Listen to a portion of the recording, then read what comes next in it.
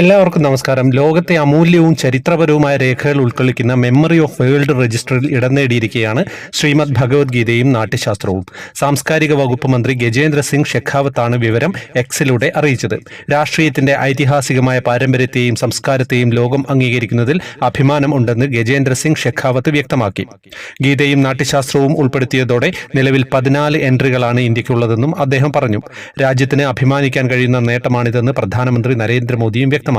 ഭഗവത്ഗീതയുടെയും നാട്യശാസ്ത്രത്തിന്റെയും ബൗദ്ധികമായ ഔന്നത്യം ലോകത്തിന് തുടർന്നും പ്രചോദനമാകുമെന്നും അദ്ദേഹം കൂട്ടിച്ചേർത്തു.